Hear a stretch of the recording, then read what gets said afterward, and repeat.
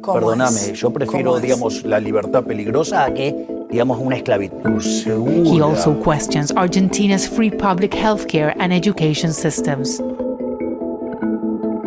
An open border is not a border. Parents determine the education of their children. Nuclear family is the greatest. Just like Nixon did not trust Mao, we still had to pull Mao Zedong out of the hands of the USSR. I don't trust Putin any more than Putin trusts us. Do you want to take his word that he'll divorce himself from China? This is Multipolarity, charting the rise of the new multipolar world order. Multipolarity covers the economic and geopolitical consequences of the shift to a multipolar world order. For this reason, we mostly concentrate on international relations and macroeconomics. However, it's important to understand that the same deep forces that are driving the transition to a multipolar world order are also driving dissatisfaction with the domestic political, social, and economic systems by which the Western world is run. This, in turn, is bringing political outsiders to the fore. As these people smash the Overton window, this helps further weaken the unipolar system itself, which in turn opens space for yet more political outsiders as domestic instability and international reordering feed on each other. In recent weeks, two political figures have emerged who offer superb examples of this. In America, Vivek Ramaswamy, an entrepreneur, has surged into third place in the race to be Republican Party candidate for president. He's gained media notoriety for his revolutionary plans for the US administrative state and his realist, decidedly multipolar foreign policy. In Argentina, meanwhile, Javier Milei, an Austrian school economist of a libertarian bent, has drawn comparisons with former US President Donald Trump for his less than temperate delivery and his popularist platform. This month, he won the first round of the Argentinian presidential elections and is now firm favourite to be the next head of state of Argentina. We'll examine not so much Ramaswamy and Milei themselves, but their ideas, which are drawn from political theories which were long since pushed outside the Overton window, and ask what other forgotten ideas might rise through the cracks in the Western superstructure. Philip, I think a really good place to start is with Vivek Ramaswamy. He really, I think, has captured somehow a great deal of the not quite dissident thought on the right, but certainly the kind of the non-mainstream right ideas, whether it be his views on quite revolutionary reform or just breaking asunder altogether the US administrative state. But in the last day or two, his, very avowedly realist foreign policy, there's no room for morality there. And you've been looking into that latter piece. Yeah, so Vivek wrote this piece or, co-wrote it or whatever, it's under his name, for the American Conservative. It's titled A Viable Realism and Revival Doctrine, Washington, Monroe, and Nixon equals America First. I think it's a really impressive piece of writing, really. I don't agree with everything in it. I think there's a lot of issues it raises and potential problems with the game plan, but it is easily the most impressive document on foreign policy that I've seen, I don't know in how long, from America, maybe ever. But it's also coming, obviously, at a time when these enormous changes are happening in the world that we've been tracking over the course of this show. So they've really got out in front of this, the team on that are behind Vivek. Of course, some people will say, well, Vivek Ramaswamy isn't going to win the presidency. But, Vivek has been very careful throughout his campaign not to set himself up as a rival to Donald Trump. So I think there's a non-zero probability that Vivek's article here might be a little bit of a trial balloon for a future foreign policy document from Donald Trump. And even if people say, oh, well, Donald Trump, is indicted or he'd be dysfunctional if he won or anything like that. Yeah, but, pay attention because Donald Trump's policies, especially with regard to foreign policy, seem to be opposed and then adopted by Washington. Obviously, the situation that we have now with a lot of aggressive feelings around China and Taiwan, well, Trump is the one that brought us that. So a lot of the Trump ideas, industrial policy, reshoring, and so on, have actually penetrated into DC, because whatever you think of Trump, he brought with him some new ideas, and DC was in a very, very stagnant state when he got there, which partially explains probably his election. So the fact that Ramaswamy is already quite adjacent to Trump, I would say. I won't care to speculate on his political ambitions in a potential Trump administration, but he's definitely adjacent to Trump.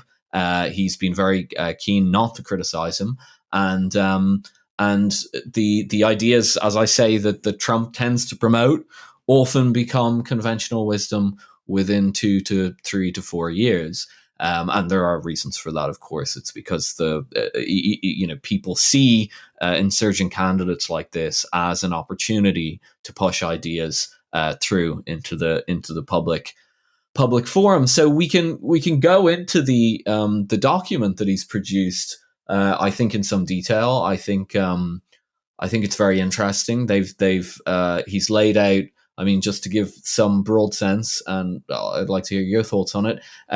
What they've done, the team or Vivek, whoever's put this together, is that they've both drawn on past strategies that the Americans have used, drawing on George Washington, James Monroe, the Monroe Doctrine, which we'll discuss shortly, and especially Richard Nixon, who was thought to be one of the more realist foreign policy strategists of the 20th century. I actually agree with Vivek that Richard Nixon was probably the best president for foreign policy in recent American history, although he gets a bad rap because, I don't know, a burglar stole a tape or something.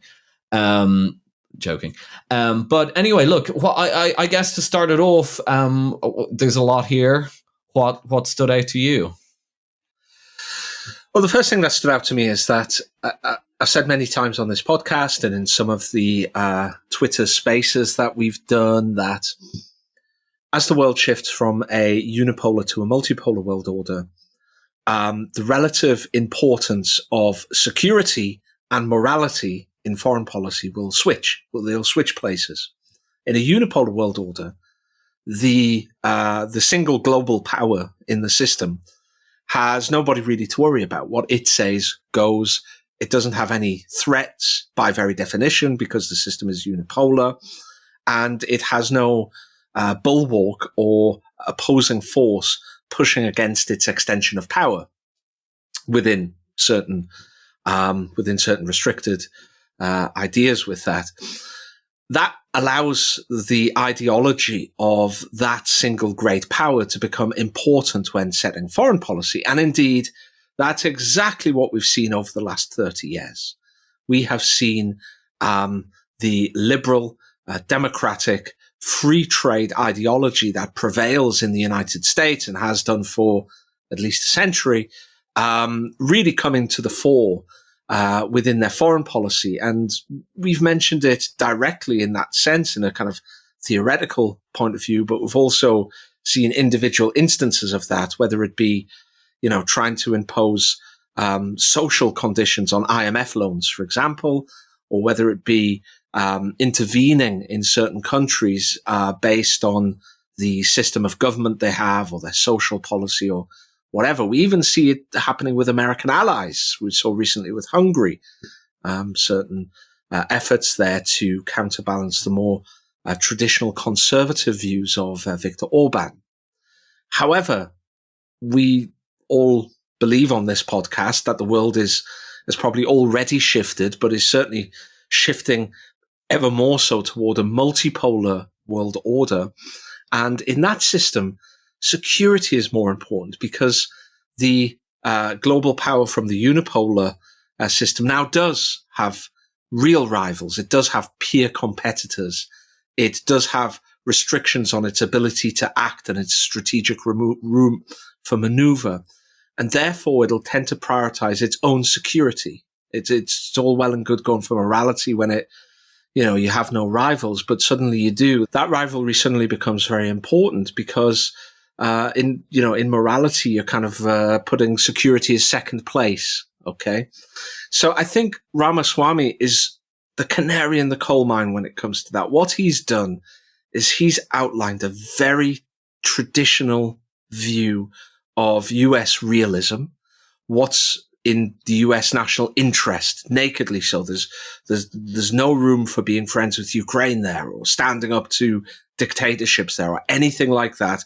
It's all about the US interest. And I think that this is the first time that that kind of view has been articulated by a reasonably serious US candidate for president, or a prominent one at least, in so much detail. We've had people like Trump who kind of implied it in the past. People like DeSantis who have also spoken less about kind of neoconservatism, or in less glowing terms about neoconservatism and liberal interventionism than the standard candidate. But this Ramaswamy's kind of outlining of his foreign policy platform is the first time that realism has been put in concrete terms in the de facto manifesto of a US political candidate. So I think, first of all, this is an important landmark to bear in mind. And in my view, that's going to be something that will be increasingly commonplace in future. If multipolarity continues going in the way that you and I expect it to, Philip, I think this will be, within 10 years, the received wisdom among a lot of US politicians. But it's important to note the very fact that he's done it himself is a kind of confirmation of many of the things that we're saying. I think you're right about that. This is the first time it's been done in this level of specificity. Obviously, Trump kind of alluded to some of these things, as you say. In the 90s, Ross Perot and Pat Buchanan also signaled in this direction, probably in a more intellectual manner than Trump did. But I think the reason that the level of specificity is needed today is because when Perot or Buchanan were talking in the early to mid 90s, they could really just allude to the fact that, we shouldn't be doing these policing ventures beyond a certain point, or, we shouldn't be involved in X, Y, and Z. So you didn't actually need that much of an explanation. If you had a unipolar moment, if the Cold War was gone, you have two options on the table. You can either have this kind of global policeman stance, which becomes more and more interventionist over time, or you can go back to American, not isolationism, but, as you say, foreign policy realism. It didn't actually require that much explanation in practice. And actually, I'd say, even when Trump first came along in 2016, in retrospect, we now know many of the forces that are driving the multipolar world were actually already in place, and we just didn't see them. But at the time, it felt still that you were relatively in that same place as in, the early to mid 90s. And you could just say, yeah, okay, it's binary. We can either intervene or not intervene, and we're going with non-interventionist. Now it's very clear that there's emerging power rivalries. And so you need a very specific document, or you need a very specific plan, in a sense, to deal with these. And that's what Ramaswamy has produced here. And it's very impressive. So I think the best thing to do really is to go through it point by point and maybe give some commentary on it.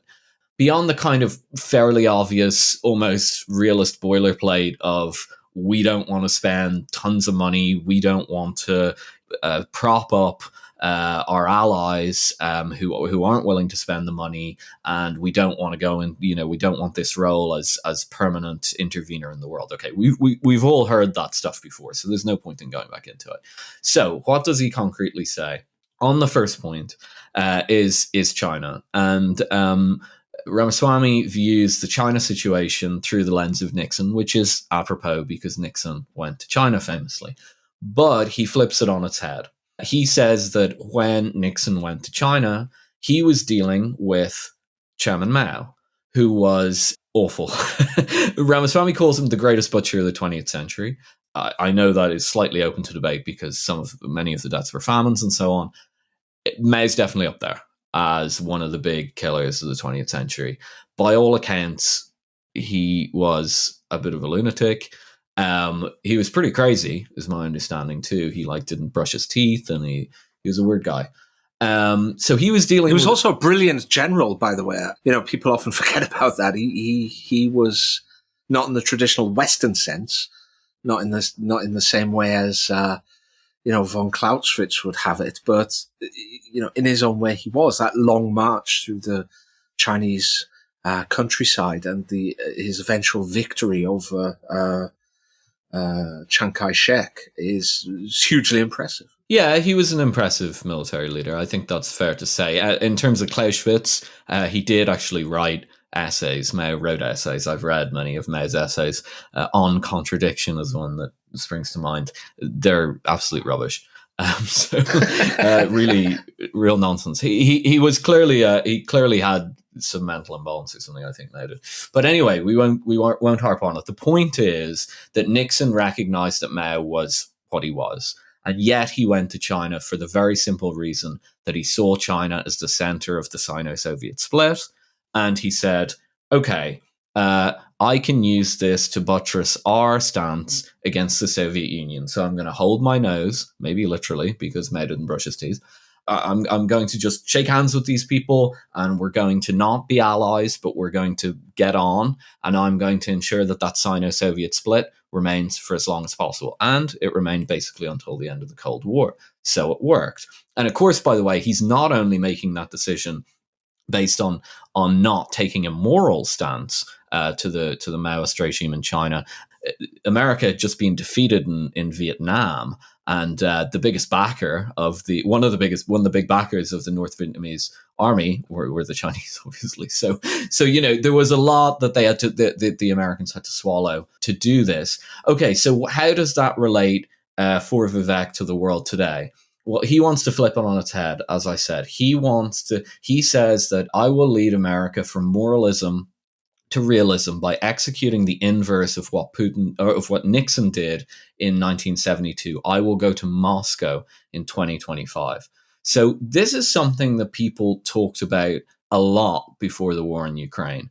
A lot of the realist people thought that America should be in some sort of an agreement or up to and including potentially an alliance with Russia to balance against China and its influence.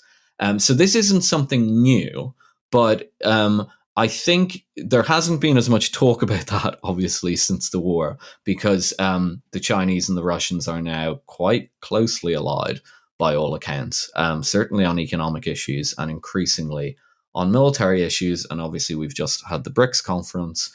The obvious criticism of this is no one's talking about this anymore because the whole horse is already bolted. That you're not going to get Russia. How would you get Russia back? Vivek says that he's going to offer Putin what he wants in Ukraine, which is neutrality, no NATO membership for Ukraine, and the regions that the Russian army is currently occupying. And I think they've declared and handed out passports there. Well, I think Putin has a strong sense that he might get that anyway, first of all. And second of all, That was a fascinating discussion of Vivek's foreign policy. Nuanced, yet pithy. I wonder what the lads are going to say next. To listen to the rest of this episode, more than an hour of it, including a devastating critique of Javier Milei's dollarization ideas, simply sign up on Patreon. It's $5 a month. You can cancel anytime.